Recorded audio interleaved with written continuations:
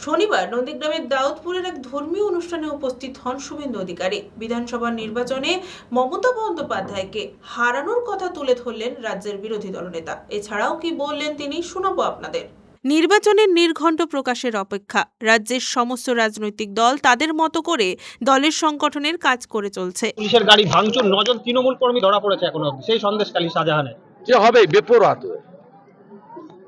এখানে আগে ওরা বজরংবলীর ছবি ছুটতো, রামনবমীতে ঢিল মারত, এখন লুৎফর রহমান পুলিশকে দিয়ে বজরংবলীর ছবির উপর পা দেয়। তো পুলিশ আর আইপ্যাক ছাড়া তো ওদের কেউ নেই, ওদের বাপ আর মা, আর কেউ নেই ওদের সঙ্গে, কোনো মানুষ নেই, চোরেদের সঙ্গে কেউ নেই। আগামীকাল এখানে সব গ্রামে চোরেদের পাঁচালি বাজানো শুরু হবে। আগামীকাল থেকে ডেলি চলবে নন্দীগ্রাম। 4 জন পুলিশ আক্রান্ত হয়েছে, 4 জন পুলিশ আক্রান্ত হয়েছে তৃণমূলকে জিজ্ঞেস করুন। 3000 শ্রমিককে নিয়ে অভিষেক বন্দ্যোপাধ্যায় আজকে সভা করবেন, তাদের সঙ্গে বৈঠক করবেন। মানে চা বাগানে এবার নজর রাখতে চাইছে তৃণমূল কংগ্রেস। যে চা বাগান, অনেক চা বাগান ওরা নিয়ে নিয়েছে বেআইনি ভাবে, অনেক চা বাগান নিয়ে নিয়েছে। চা বাগানের জমিতে মদের দোকান খোলার লাইসেন্সও দিয়েছে মমতা ব্যানার্জি। চা বাগানগুলো বন্ধ হয়েছে মমতা ব্যানার্জির জন্য, তৃণমূল কংগ্রেসের সরকারের। আর ভোটের সময় এগুলো করে কোনো লাভ হবে না। এরই মাঝে শনিবার নন্দীগ্রামের দাউদপুরের এক ধর্মীয় অনুষ্ঠানে উপস্থিত হয়ে 2021-এর বিধানসভা নির্বাচনে মমতা বন্দ্যোপাধ্যায় হারানোর কথা তুলে ধরলেন রাজ্যের বিরোধী দলনেতা শুভেন্দু অধিকারী। এছাড়াও তিনি জানালেন, ও দুর্নীতি, তৃণমূল যাদেরকে পার্টি থেকে তাড়ায় তাদের গায়ে দুর্নীতি, পুলিশকে ব্যবহার করা। স্বপন নায়ক হাইকোর্টে গেছে, হাইকোর্টকে বুড়া আঙ্গুল দেখিয়ে গ্রেপ্তার করেছে।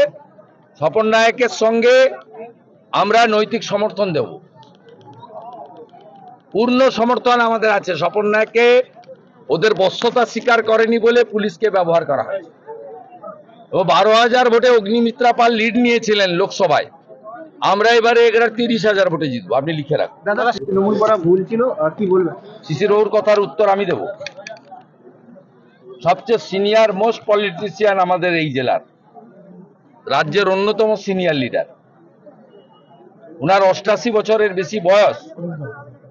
উনি যা বলছেন উনার চিন্তা ভাবনার মধ্য দিয়ে বলছেন। উনারা আমাদের পথ প্রদর্শক, উনার কথার উত্তর আমি কেন দেব? এগুলো তৃণমূল কালচারে হয়।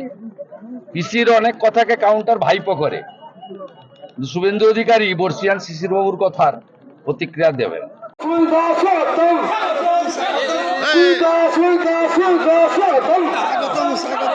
নন্দীগ্রামের ক্লাসের মানুষ,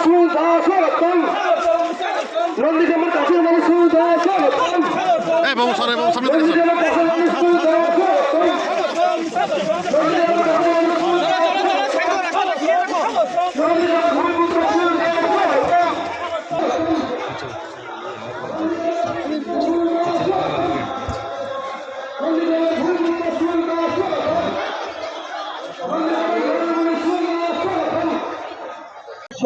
নন্দীগ্রামটা তো পশ্চিমবঙ্গের মধ্যে, আর ওরা পশ্চিমবঙ্গের ক্ষমতা।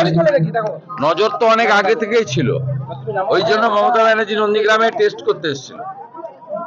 তা উনি তো 21-এ দাঁড়িয়েছেন, নজরটা ওনার আছে, কারণ নন্দীগ্রামের লোক মরেছে, উনি মুখ্যমন্ত্রী হয়েছেন।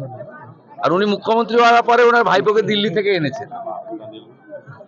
11 সালের আগে যারা এখানে কিছু করেনি তাদেরকে নন্দীগ্রামের লোক গ্রহণ করবে না।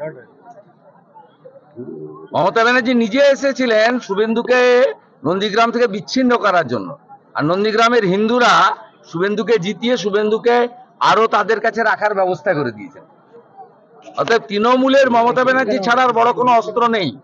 আমি চাইবো 26-এর ভোটে মমতা ব্যানার্জি নন্দীগ্রামে আবার লড়ুন। তৃণমূলের সবচেয়ে বড়, এবং ওরা বলে, আমি বলি না, আমি বলি এটা চোরেদের অস্ত্র।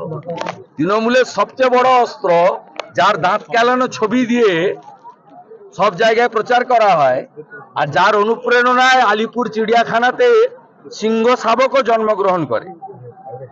অর্থাৎ তিনি এখানে একবার হেরেছেন, আরেকবার আসুন। আমি 1956-র সঙ্গে আরেকটা শূন্য লাগিয়ে 20,000 ভোটে হারাবো। সন্দেশখালী মুসলিম ছেলেরাও দাঁড়িয়ে আছে, সাবির দাঁড়িয়ে আছে, ইমদাদুল দাঁড়িয়ে আছে, আব্বাসকে মেরেছে। এখন দেবে, গরিব মুসলমানরাও দেবে ভালো করে।